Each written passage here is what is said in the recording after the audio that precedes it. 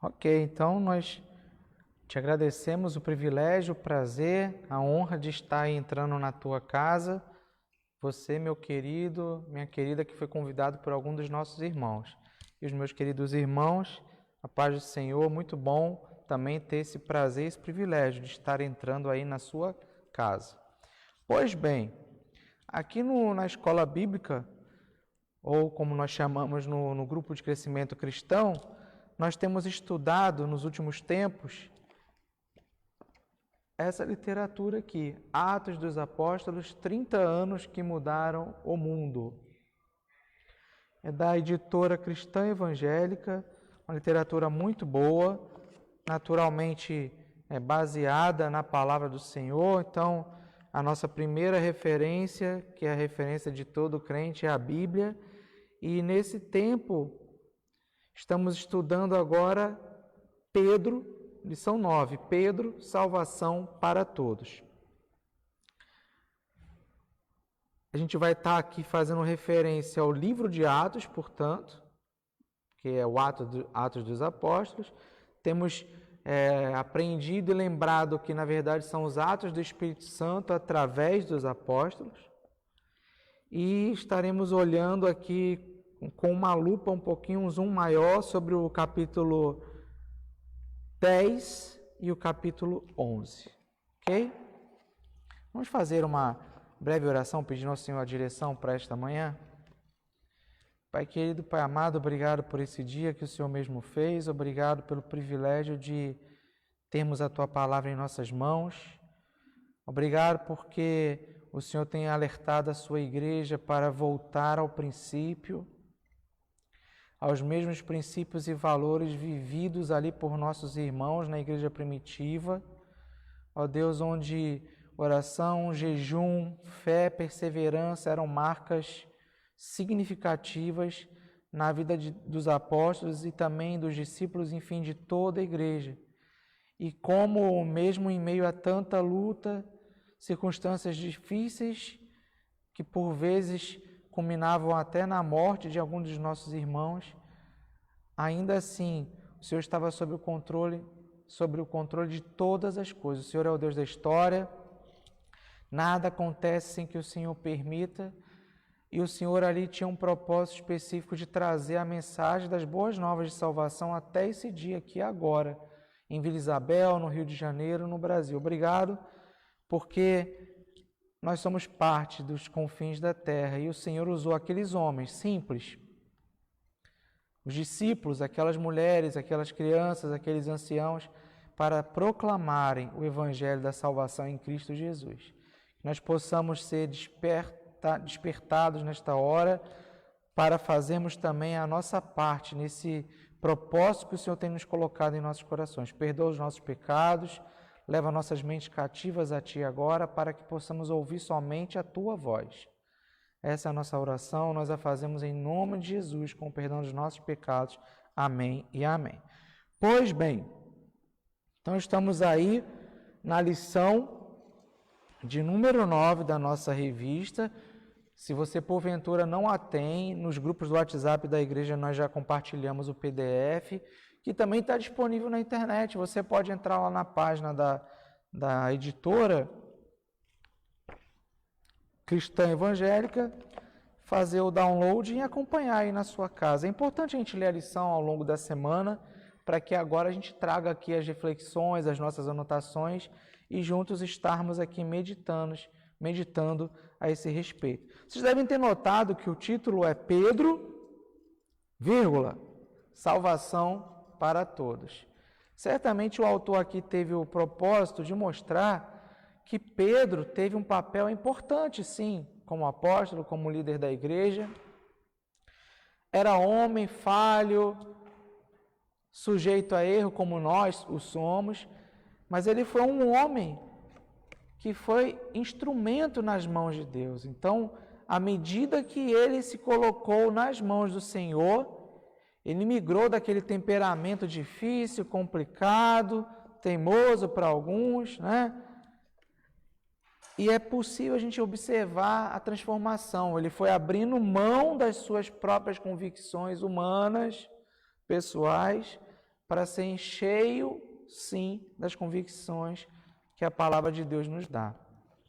Mas para isso foi preciso um processo acontecer, né? Nada acontece de um instante para o outro, e ele teve que se colocar realmente disposto a ser trabalhado pelo Espírito Santo de Deus. E Deus fez isso nele e quer fazer isso em você e em mim também, porque quem de nós não tem alguma barreira, algum preconceito que precisa ser rompido agora, para a honra e glória do nosso Senhor.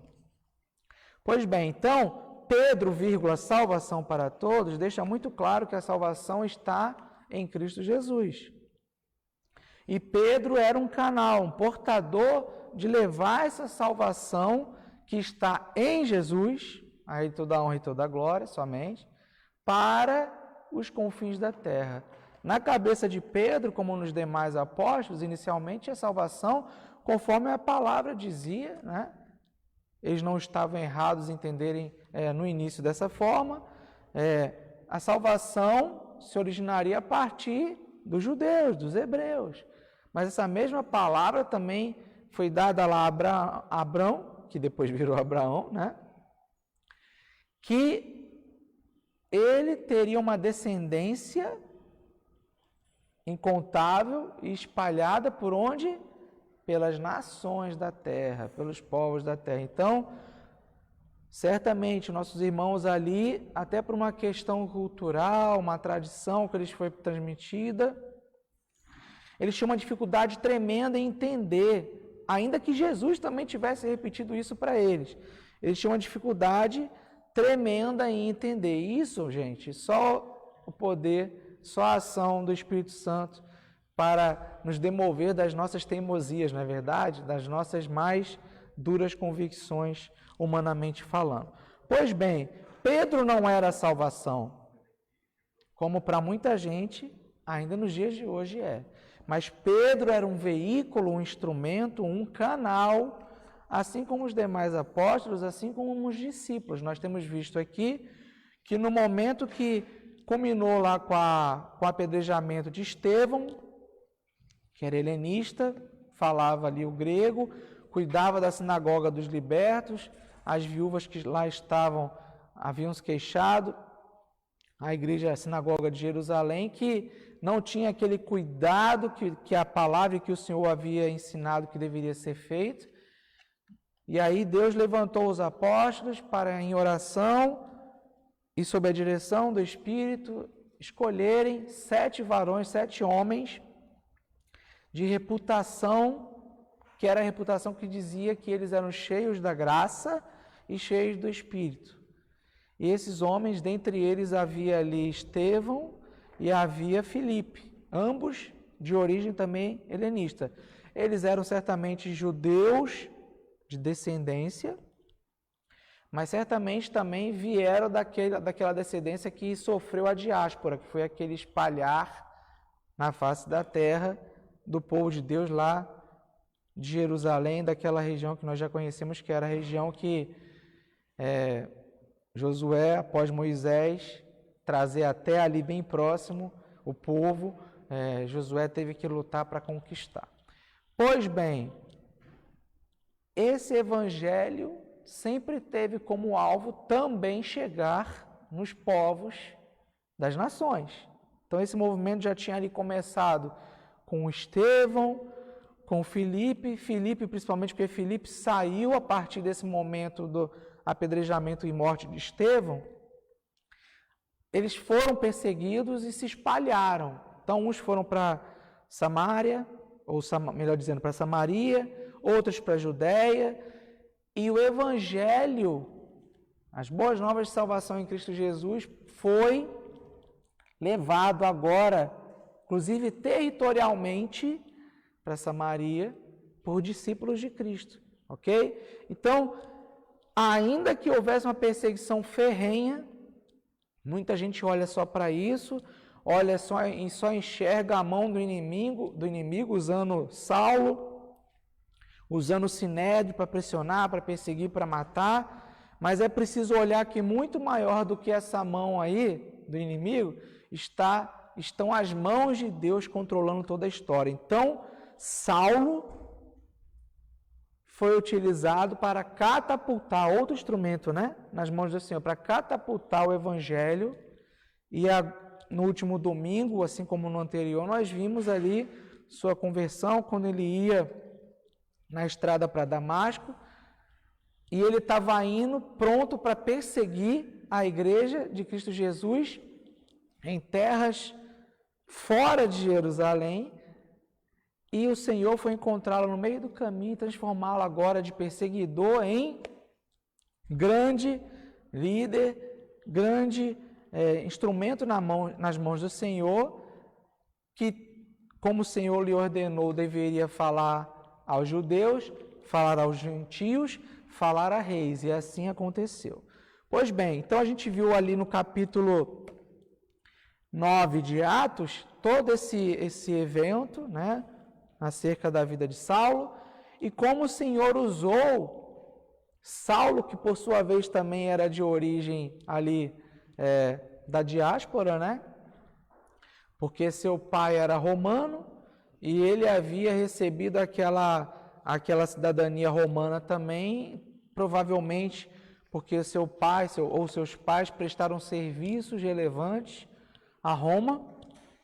E como o Senhor, e aí mais uma circunstância que mostra isso e confirma, tinha o controle de toda a história, Saulo já teria essa dupla cidadania que seria muito útil lá adiante na propagação do Evangelho em terras, entre aspas, forasteiras, ok?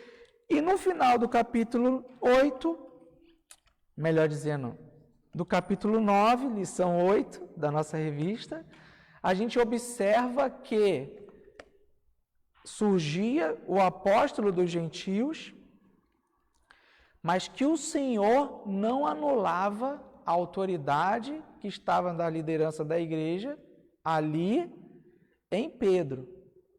Então, o Senhor não tirou jamais o seu propósito de levar a salvação aos judeus, ok? Isso é muito importante, deve ficar muito claro. Mas o Senhor também levantava um outro servo, o grande perseguidor agora passou a ser alguém humilde, não arrogante, e que vivia para pregar o Evangelho. Então você tinha o apóstolo dos gentios, mas você continuava tendo o apóstolo ali dos judeus, né? E é bom lembrar que somente a partir desse instante que os apóstolos efetivamente saíram para levar as boas novas para fora de Jerusalém. Ou seja, embora o Senhor não desista do seu povo, inclusive o povo originalmente eleito, os judeus, como os judeus lhe deram as costas, agora os apóstolos eram autorizados pelo Senhor a deixar as terras de Jerusalém e a irem para a Judéia, para Samaria, para os confins da terra, e chegarem até aqui agora no Rio de Janeiro, ou onde você estiver no Brasil ou fora do Brasil. Então, Pedro também é levado a fazer parte desse evangelho aos gentios. Era importante haver a transformação ali entre os apóstolos, que eram judeus, nesse sentido de serem rompidas barreiras que por vezes lhes impediam de, não por mero preconceito, meu querido, minha querida, contra os gentios, ou seja, aqueles que não eram judeus, não eram originariamente parte do povo eleito, de onde viria o Messias, onde viria o reino, né? E a salvação a partir desse reino, mas eles tinham barreiras em entenderem como seria possível o evangelho ir aos gentios, se ainda o reino terreal, o reino humano através do Messias, não fosse estabelecido ali na concepção deles em Jerusalém.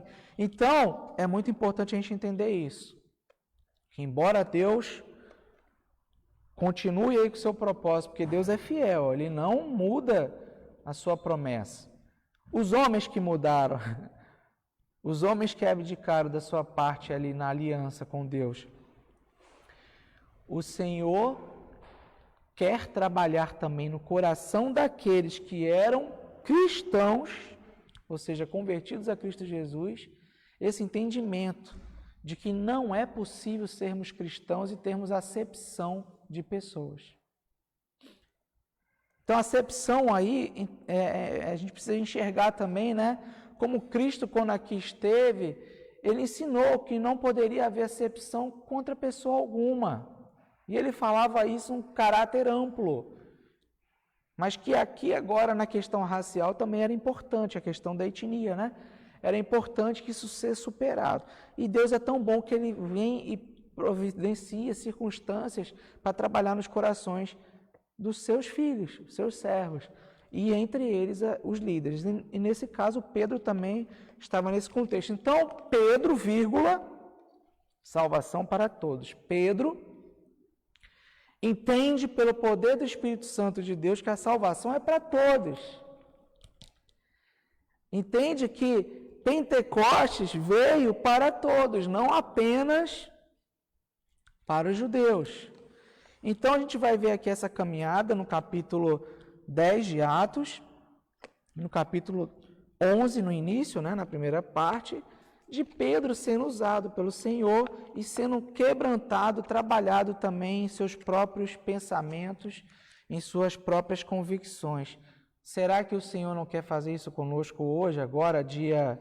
Eu sempre confundo a data, mas está difícil hoje em dia a gente ficar no meio da quarentena confirmando data, mas hoje é dia 14, não é isso?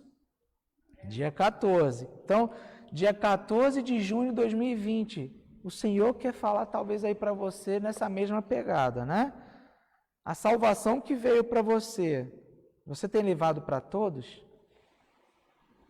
Seus familiares, seus amigos, seus vizinhos? Bom, vamos ler então o texto que é o versículo-chave dessa manhã. Se encontra lá no capítulo 11 de Atos, versículo 17. Diz assim: pois se Deus deu a eles o mesmo dom que tinha dado a nós, quando cremos no Senhor Jesus, quem era eu para que pudesse resistir a Deus? Então você vai estar aí com sua Bíblia aberta, né? Sua revistinha também, para você estar acompanhando, tá? E a gente vai aqui tocando o nosso barco, sendo guiado pelo Senhor. Muito bem, então a gente vai estar vendo a história do Evangelho sendo levado aos gentios, né? Graças ao bom Deus, porque se não fosse dessa forma, não chegaria aqui nos nossos dias.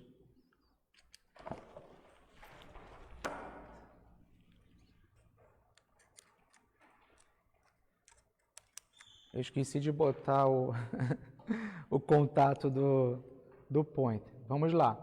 Pedro, salvação para todos. Então, o alvo da lição nessa manhã é exatamente a gente saber compreender quão importante para Deus são as almas, independentemente de raça ou cultura, tá? É muito comum o mundo aí afora dizer, e isso aí vai invadindo nossa formação nas escolas, desde da mais nova, da mais tenra infância, a gente ouvir, certamente você sabe essa frase aí de cor na sua cabeça, né?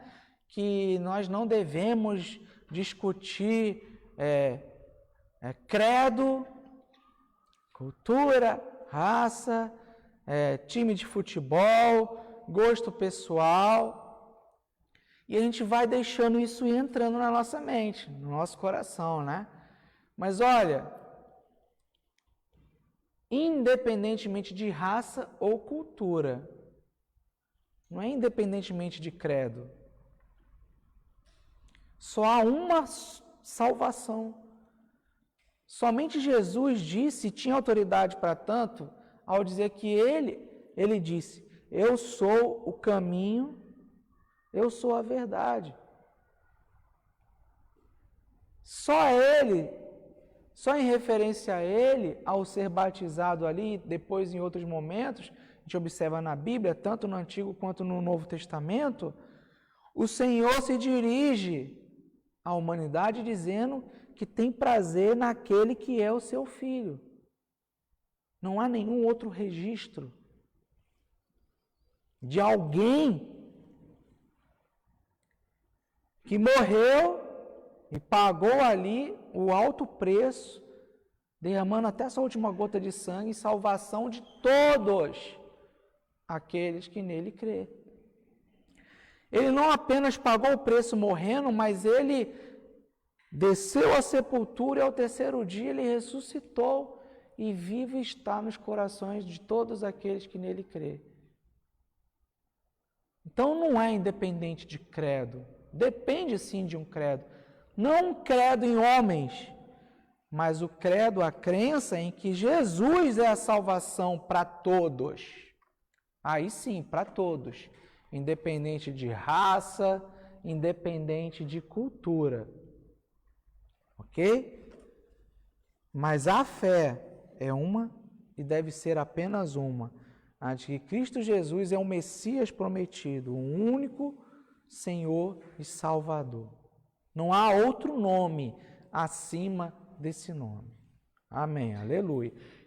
Precisamos valorizar o exemplo de Pedro. Sim, Pedro é um excelente exemplo. Ninguém é contra Pedro. Aliás, você sabe por que Pedro é um excelente exemplo? Porque ele é imitador de Cristo Jesus. Nesse capítulo aqui, 10 e 11, você vai ver, meu querido, minha querida, inclusive ao realizar prodígios, ele fazendo exatamente como ele viu Jesus fazer. Ok? Ele vai ressuscitar Tabita ou Távita, fazendo exatamente como o Senhor havia feito. Lá nos evangelhos a gente viu isso, né? Ressuscitando uma menina, até o nome era... O nome não, a situação era parecida e ele usou palavras semelhantes, orou, né? Orou ao Senhor e disse para a mulher, na época Jesus para a menina, levanta-te, e agora Pedro o imitando em oração, independência do Senhor, e declarando ali para aquela mulher, agora Távita, para que se levantasse. Então, Pedro é um exemplo porque ele segue o maior exemplo de todos. Mas Pedro não é intercessor de ninguém. É importante a gente ter esse entendimento. Nem Pedro, nem eu, nem homem algum, nem mulher alguma é intercessor ou intercessora no sentido de ser o canal entre Deus e os homens. Não existe isso. Qualquer coisa fora disso é invenção humana. Só o Senhor salva, ok? Seguir o exemplo de Pedro, portanto, a gente precisa buscar isso para poder evangelizar. Ainda que a gente tenha alguma barreira, seja de qual ordem for, cultural, tradição, racial, não nos compete fazer acepção de pessoas. Deus não faz acepção de pessoas. Ou seja, Deus não é parcial. Ok? Pois bem, avançamos. Então, Lucas, que é o autor do livro de Atos, né, conforme a gente tem acompanhado desde o início do estudo, deixou Paulo lá em Tarso,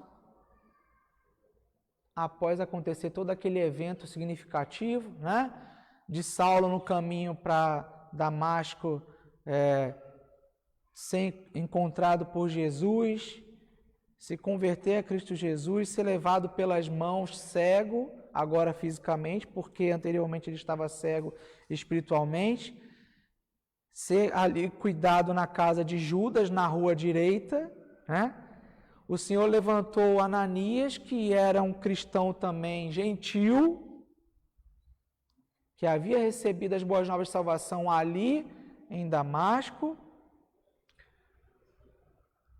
provavelmente de crentes que haviam ido no dia de Pentecostes a Jerusalém e haviam recebido o evangelho ali naquela ocasião, né? Ou o próprio talvez tivesse feito a visita, já que os que seguiam o judaísmo tinham essa cultura, tinham esse hábito de cumprir as festividades, e essa festa de Pentecostes era muito importante e é até hoje, né? Então, o Senhor preparou os servos dele em Damasco para receber Saulo, para tratar, para cuidar dele, né? E chamá-lo de irmão. Então, a gente viu nesse capítulo toda essa narrativa, e ao final, como eu registrei bem, a gente viu ali Pedro fazendo também milagres em nome do Senhor Jesus. E Lucas, a partir daquele ponto, cerca aí de 2 capítulos, porque 10 e parte de 11, ele vai estar dedicado a descrever o que aconteceu com Pedro. Observa como o Senhor vai dirigindo a coisa para mostrar que Ele está no comando de todas as coisas, mas Ele tem processo. Você sabe por que o Senhor tem processo? Por que o Senhor tem paciência? Porque Ele nos conhece. Ele sabe que nós precisamos ser trabalhados, quebrantados no coração. Você quer ver alguém mais teimoso do que o homem? Eu acho que nem a mula é tão teimosa quanto ou o jegue ou o jumento. Não sei se vocês já viram o jegue ou o jumento, né? Quando ele empaca lá na roça, para tirar ele do lugar, um bichinho ali que aparentemente não é nem muito forte, né? Normalmente ele empaca por medo ou por qualquer outra circunstância, ele empaca e ninguém consegue tirá-lo do lugar. O homem, diante de Deus, muitas vezes se comporta igual ou pior, né?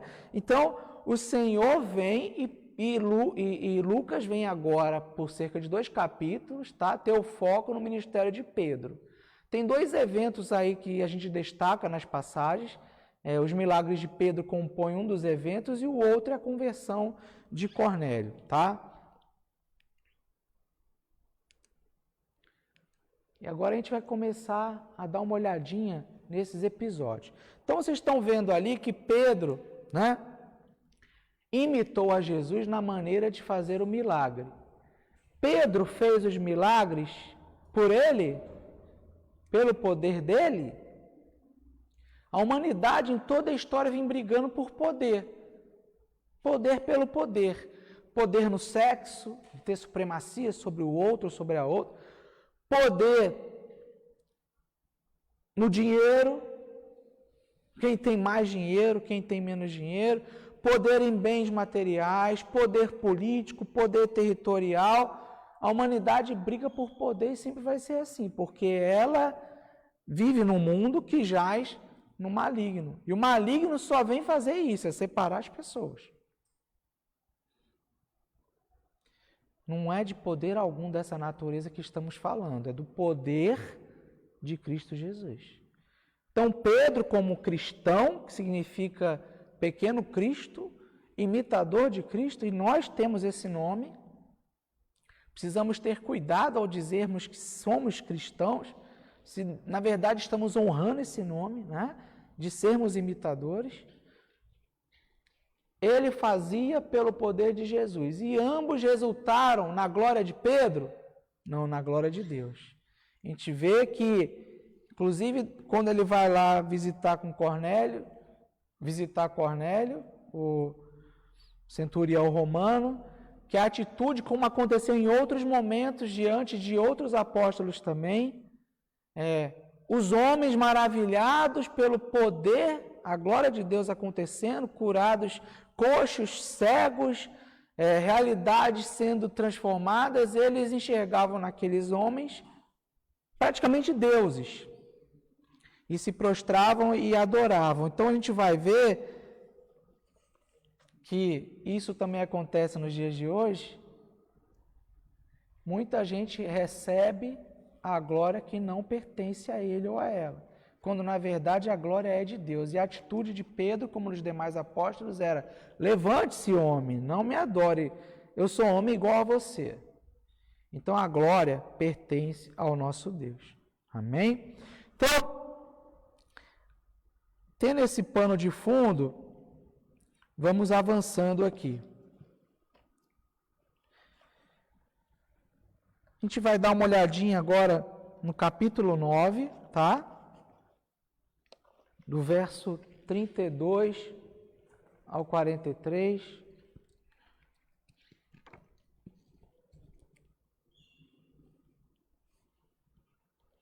Capítulo 9, eu vou ler aqui na versão da King James atualizada. Capítulo 9 de Atos, versículo 32. A gente vai ler até o 43. A palavra do Senhor diz assim: E aconteceu que, passando Pedro por toda parte, ele desceu também aos santos que habitavam em Lida. E ali ele encontrou um certo homem chamado Enéas, o qual era mantido 8 anos em sua cama, e estava doente de paralisia. Parênteses. A gente está detido agora 30 dias, 35, 40, 50, 55, não importa quantos dias. A gente está aí arrancando os cabelos, né? Esse homem estava ali em sua cama, mantido por 8 anos. E Pedro lhe disse: Enéas, Jesus Cristo te cura. Levanta-te e faze a tua cama. E imediatamente ele se levantou. Ele fez igualzinho Jesus falava e fazia. E olha que interessante, talvez você já tenha lido isso aqui várias vezes, mas não se atentou ao que Pedro disse no detalhe, né? Enéas, Jesus Cristo te cura. Quem que cura Enéas? Jesus Cristo. Não era Pedro. Ele deixou muito claro. E aí ele disse, levanta-te. E o que está escrito na tua Bíblia aí? Na minha está escrito assim, ó, levanta-te e faze a tua cama. O que a gente aprende com esse faze a tua cama? Trabalha. Você não é mais paralítico. Vamos botar a mão na massa? Quantas vezes a gente, até quando é pai e mãe, né? Tem que ficar pedindo para a criança, depois para o adolescente, para o jovem. Arruma a tua cama, já arrumou a cama hoje? Olha, alguém que é incapaz de arrumar a cama quando se levanta dela, vai fazer o quê? Se a gente trouxer para o contexto aqui da palavra, porque a gente tem que viver a palavra e praticá-la. Alguém que é curado por Jesus, transformado, é para ficar sentado no banco ou deitado na cama? Reflita. E Pedro lhe disse, portanto, Enéas, Jesus Cristo te cura, levanta-te e faz a tua cama. E imediatamente ele se levantou. E imediatamente, ou seja, de pronto, ele se levantou. Vocês já ouviram essa expressão outras vezes, não foi? Na semana passada e na anterior, a gente não viu lá com Saulo? Levanta! E Saulo fez o quê? Ficou no chão chorando que não estava enxergando nada? Levantou. Talvez o Senhor está falando para você e para mim nessa hora aí. Levante-se. É tempo da gente se levantar. Todos que habitavam em Lida e Sarona viram-no e se converteram ao Senhor. As pessoas viram o milagre na vida de Enéas e se converteram a quem? O que está escrito na sua Bíblia? Ao Senhor. Não se converteram ao líder da igreja. Cuidado, vivemos tempos dos falsos mestres, os falsos profetas. Qualquer ensinamento que destoe disso daqui é maldição. Muita gente aí, inclusive nas igrejas, sedenta por seguir líderes, dentro e fora, cegamente. Quando, na verdade, se converter é se converter ao Senhor. Ora, havia em Jope, uma discípula chamada Tábita. Olha aí, Deus tem acepção de pessoas? Não, né? Então Deus também mandou discípulas? Mandou. E ela tinha proeminência ali onde ela vive, que ela tinha reputação. Reputação igual a de Estevão, reputação igual a de Filipe, que significa Dorcas. Esta mulher estava cheia de boas obras e esmolas que fazia. Ela era reconhecida por ser serva de Cristo e imitadora de Cristo. Boas obras e esmolas são coisas que precisam andar junto. Então, tem muita gente que imagina que fazer a boa obra é somente doar isso, aquilo outro. Isso também é. Mas nas ofertas, acima de tudo a oferta das vidas, essa oferta tem que ser agradável ao Senhor. E boas obras, conforme a palavra ensina, boas obras é orar pela salvação das pessoas, independente de quem seja, se você gosta dele ou dela, se você vai ou não com a cara dele ou dela, orar, perseverar na fé, obedecer, porque se a gente fizer isso tudo, a gente vai amar as pessoas. E é o amor que levou Pedro adiante. E porque ele ama, e o Senhor ensinou que aquele que guarda os meus mandamentos me ama, né? Obedece. Tábita era conhecida porque ela costurava para as viúvas.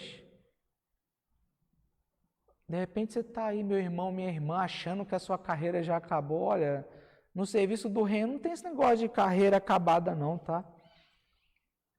Você se converteu, você começa.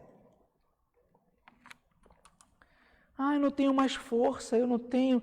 Olha, eu não estudei. Olha.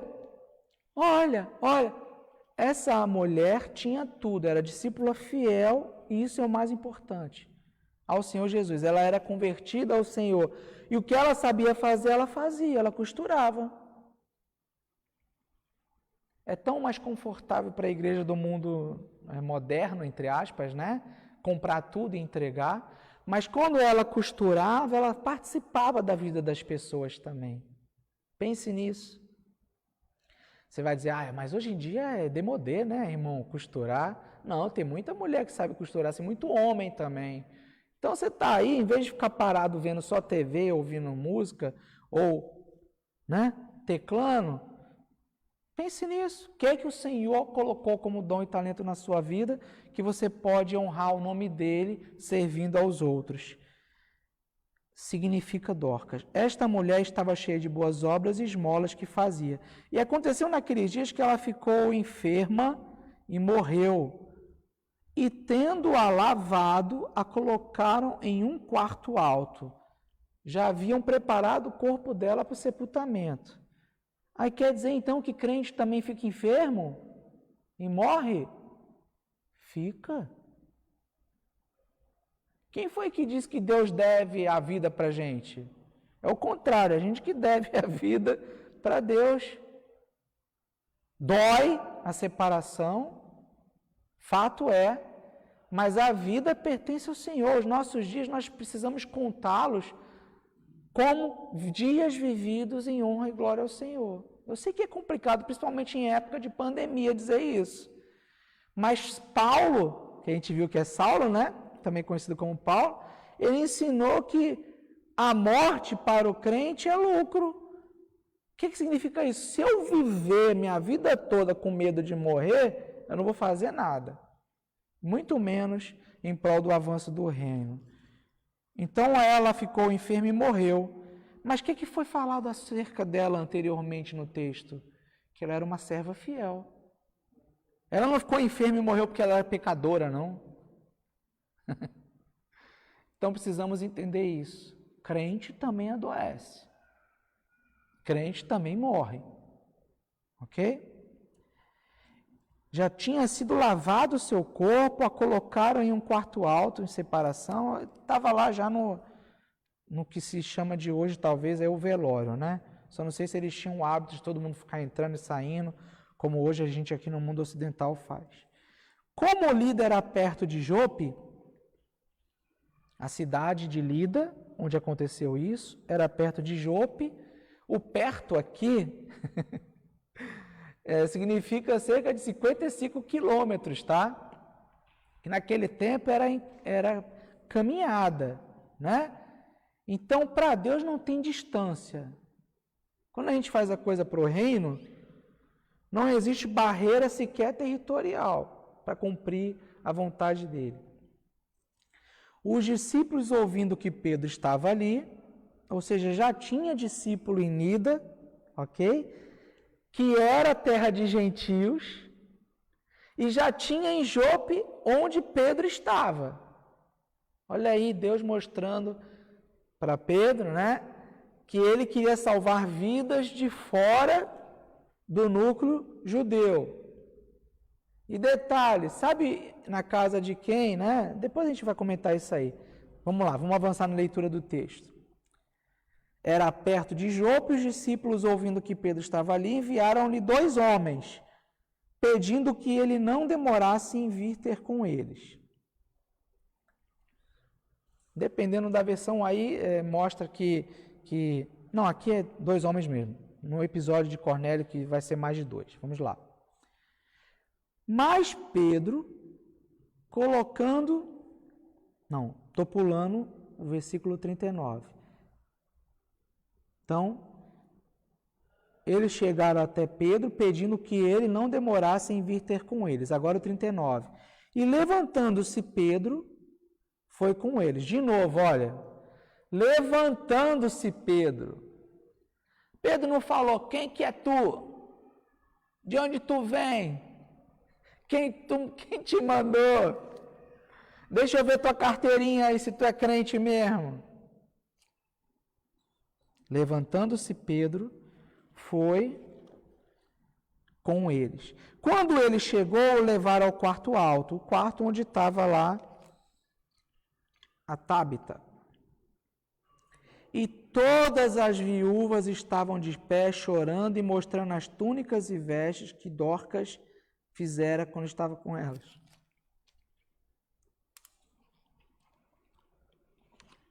Não sei se você prestou atenção no detalhe, quando a gente lê, e lê apressadamente, não observa os detalhes falam muito, tá? Quem estava lá junto a Dorcas? As viúvas, né? Até aí você olhar um monte de gente lá, né, lamentando, né, triste. Sim, normal, significativo. Mas estavam fazendo o quê? Chorando, que é normal, está triste, está chorando, e mostrando as túnicas e vestes. Quem que fez aquelas túnicas e aquelas vestes? O detalhe está aí, né? Foi Dorcas. Então, olha aí como é que a obra de Dorcas, em nome de Jesus, fazia diferença na vida daquelas viúvas.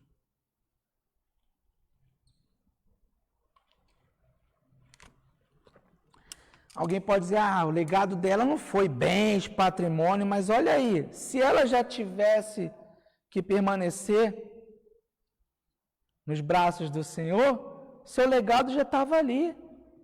As pessoas estavam mostrando, e todo mundo sabia, todo mundo conhecia Dorcas, pelo que ela fazia. Ela não escondia, ela não tinha vergonha. Isso aí deve ter chamado muita atenção de Pedro, né? Deve ter sido impactante. Penso eu aqui, se é para mim. Mas Pedro, colocando todas para fora, ajoelhou-se e orou. Então Pedro fez o que primeiro? Levantou, foi. Lá chegando, ele olhou, ele ouviu o que acontecia, né? E aí pediu para as pessoas saírem, né? Ajoelhou-se e orou. E voltando-se para o corpo, disse: Tábita, levanta-te. Ela abriu seus olhos. E vendo a Pedro, assentou-se. E ele, dando-lhe sua mão, a levantou e, chamando os santos e as viúvas, a apresentou viva.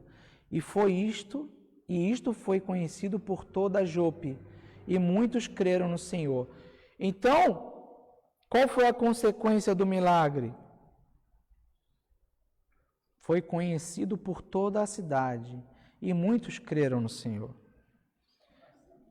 Salvação, né? Muitas vezes a gente recebe os benefícios do Senhor e é incapaz de contar até dentro de casa. Como é que a cidade vai saber? Se eu não vou na igreja, o Senhor ensinou que a gente tem que se reunir na igreja, não? Né?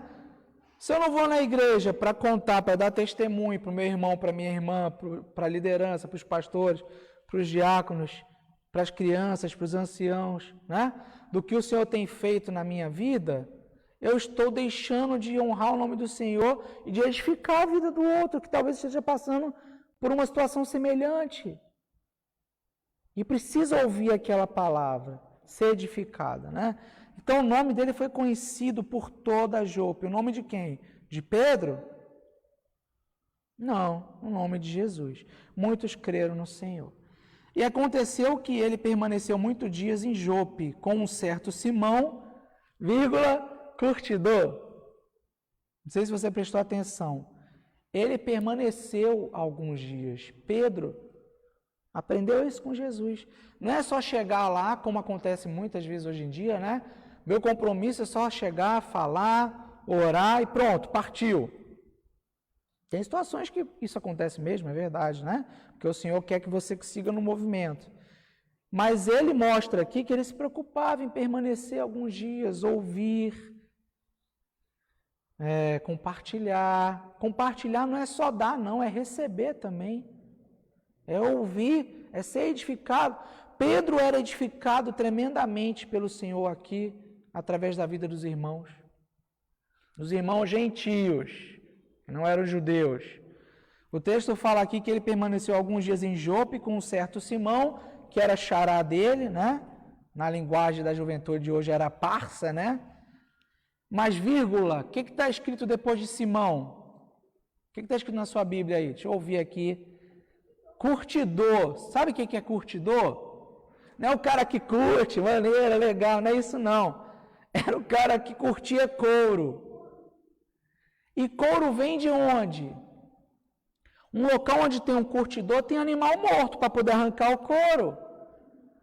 E a lei, desde lá de Levítico, dizia para os judeus que era errado ter contato com animais mortos.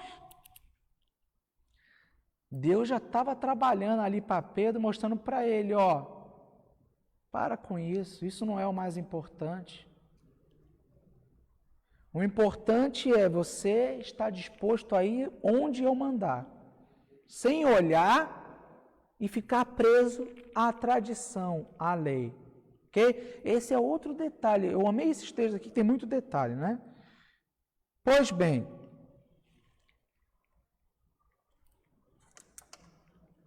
acabei apertando aqui e avancei.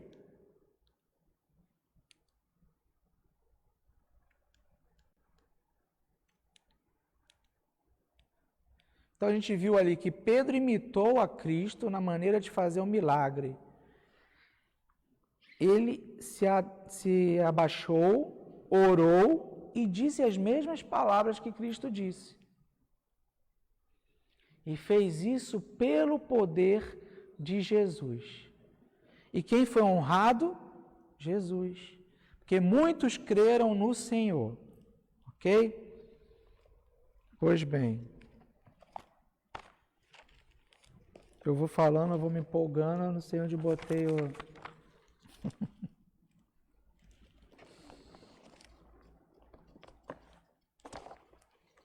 Bom, vamos lá. Não estou achando o meu celular. Coisa, né? Aplicando para hoje. Pedro se colocou como instrumento de Deus, tendo Cristo como seu modelo de ação, ao servir ao Senhor na igreja ou fora dela. Ele serviu em Jerusalém? Serviu. Ele sempre ia e voltava. Mas ele serviu também fora dela. O melhor caminho a seguir, meu querido, minha querida, é imitar a Jesus. Simples assim. Nós temos imitado a Jesus? Está aqui, encontrei. Estava dentro do livro. Eu botei aqui para poder marcar. Quando a gente imita Jesus, a coisa flui de uma maneira muito melhor. Então, Deus chamou Pedro, né?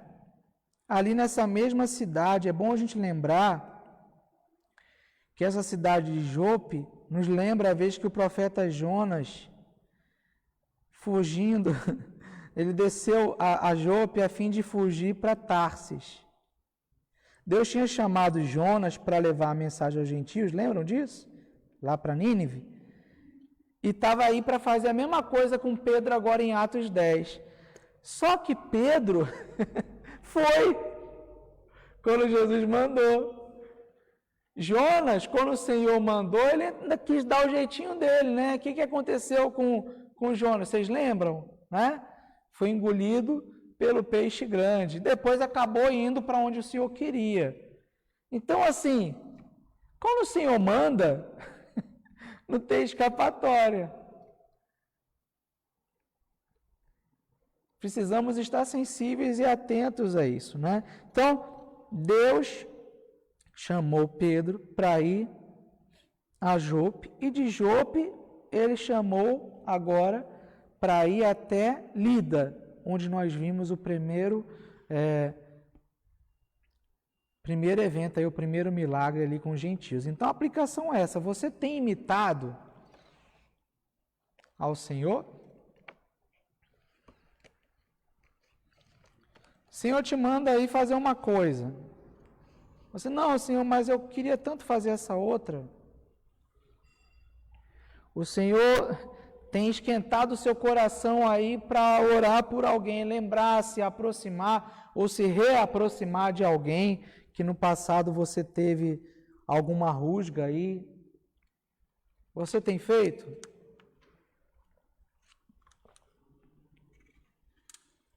Reflita. Então, imitemos ao Senhor, porque esse é o melhor caminho a ser perseguido. Hein? Pedro foi chamado por Cornélio, o centurião. Atos 10, do verso 1 ao verso 8. Então agora a gente entra no capítulo 10 de Atos. Vou continuar lendo aqui na versão King James, do verso 1 ao verso 8. E havia em Cesareia um varão chamado Cornélio, um centurião da corte chamada corte italiana. Parênteses. Corte é um regimento. Um centurião lidera pelo menos 100 homens. Então ele era alguém de reputação na região. Tanto no que diz respeito ao poder a quem ele servia, que era o poder romano, humanamente falando, né? Mas o fato de ser um regimento que é uma coorte italiana, a característica desse tipo de grupamento é que reunia pessoas locais. Ou seja, não necessariamente todos os soldados liderados por ele eram romanos. Romanos, do ponto de vista de serem italianos, tá? De nascença. Não por terem sido declarados porque prestaram algum serviço, alguma honra a Roma. Então, eram homens, por vezes até judeus. Tá? Muita gente acha que nunca teve judeu nenhum nos exércitos romanos. Teve, tá? Então, voltando ao texto, um homem religioso e temente a Deus, com toda a sua casa, o qual dava muitas esmolas ao povo e sempre orava a Deus. Olha que coisa incrível. Quem era o centurião Cornélio? Um homem religioso e temente a Deus. Ele já tinha uma religião, ele havia abraçado a religião dos judeus. Ele já tinha abraçado aquela fé, praticava o bem, mas ele ainda não era salvo. Muita gente fica se escorando nessa realidade de achar que porque é bom, porque é religioso e teme a Deus, já está tudo certo e resolvido. Aqui Deus também mostra que no meio de pessoas que não eram de origem hebreia, ou seja, os gentios, Deus já estava suscitando, Deus já estava levantando as pessoas para procurarem a Ele.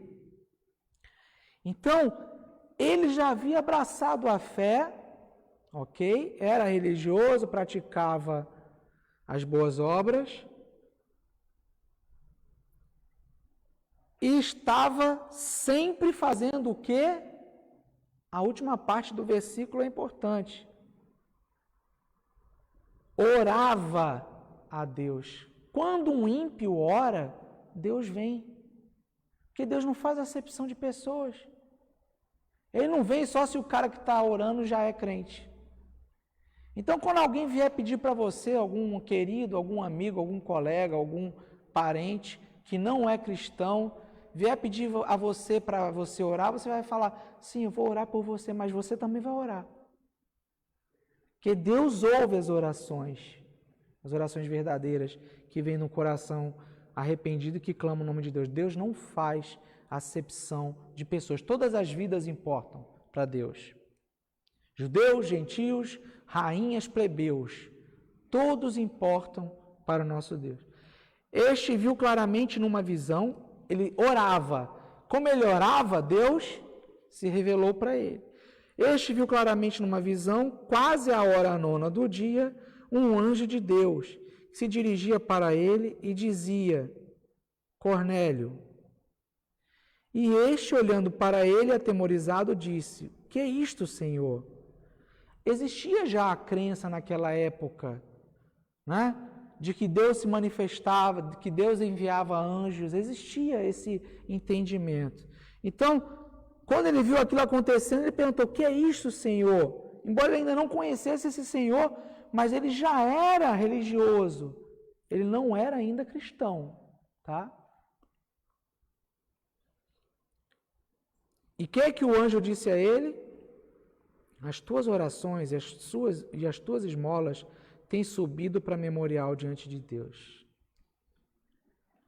Parece com a vida de Tábita? Parece, né? Ela orava e ela também ajudava. Então precisamos todos orar e fazer, além da obra da oração, o zelo, o cuidado com o próximo.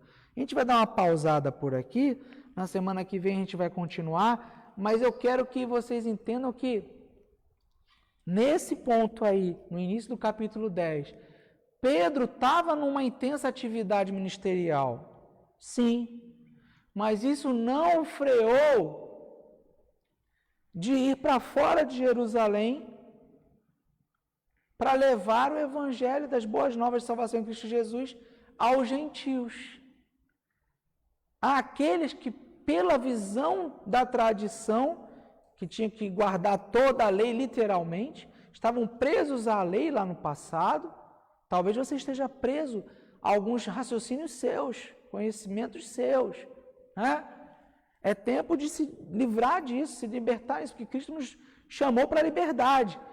Ele vai sair de Jerusalém, vai para Jope, na casa de um curtidor, começa a ser trabalhado pelo Senhor, porque ele já está sendo abrigado e cuidado por alguém que para os judeus era um tremendo pecador.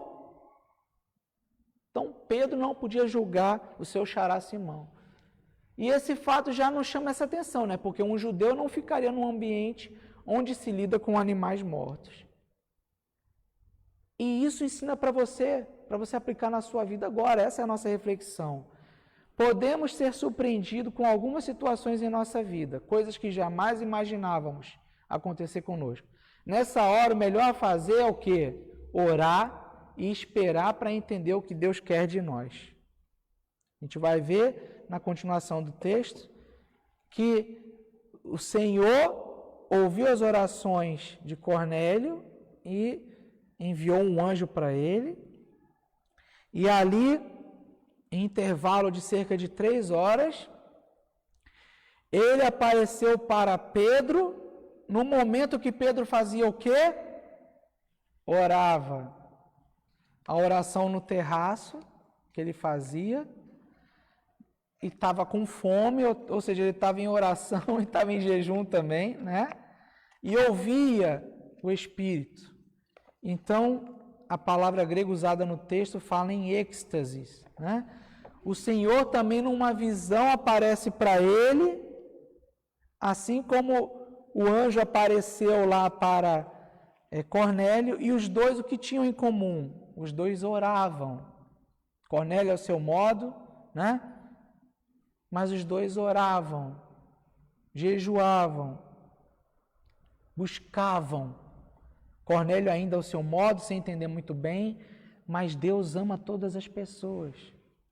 E ele colocou aquele desejo no coração de Cornélio de querer seguir o Deus de Israel. E foi a decisão certa. E o texto aqui diz, a gente acabou de ler, que ele e a sua casa toda já seguiam ao Deus de Israel. Mas era preciso, na sua concepção, mas era preciso agora se converter integral e totalmente em Cristo Jesus ao nosso Senhor. Amém? Então, você talvez esteja esperando mudanças aí na sua casa, na sua vizinhança, na sua empresa. Primeira coisa, de novo, Atos mostra isso para a gente muito claramente. Você tem orado? Tem vários textos aqui, depois eu vou compartilhar no WhatsApp da igreja, e semana que vem a gente vai citar também, vai ler vários deles, que mostram que as orações chegam ao Senhor, os anjos as levam como incenso, e isso comove o Senhor, isso transforma circunstâncias, porque foi com Pedro, foi com Cornélio, melhor dizendo, né? Foi com Tabita e pode ser com você e comigo aqui agora nessa hora. Vamos orar? Pai querido, Pai amado, obrigado por esse dia, obrigado por esse tempo que tivemos aqui de compartilhar os teus ensinamentos, um tempo que o Senhor nos tem chamado a atenção para acordarmos e nos levantarmos.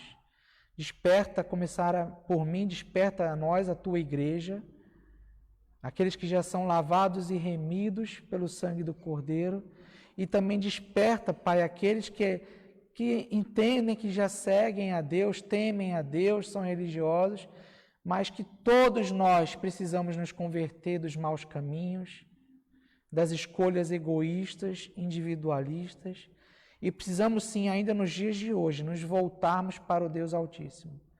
Que o Senhor abra e rasgue os nossos corações para essa realidade de que precisamos orar. Se quisermos ver o reino de Deus, que nada depende de nós, depende de Deus, mas o Espírito do Senhor virá sobre aqueles que orarem e que o buscarem em espírito e em verdade. Que assim seja em cada lar, que assim seja em cada uma das vidas dos nossos queridos amigos que nos acompanham agora pela primeira vez e de todos os nossos queridos irmãos. Que sejamos despertados e nos levantemos, mas nos levantemos não para sermos servidos, e sim para servir. Perdoa os nossos pecados, Jesus, essa é a nossa oração. Em nome do Senhor que nós fazemos. Amém e amém. Deus te abençoe, um abraço. Toma uma aguinha agora e daqui a pouco a gente volta para a ministração do culto ao Senhor. Hoje é o dia do Senhor. Amém? Um beijo, um abraço. Até domingo que vem, continuando a lição de número 9.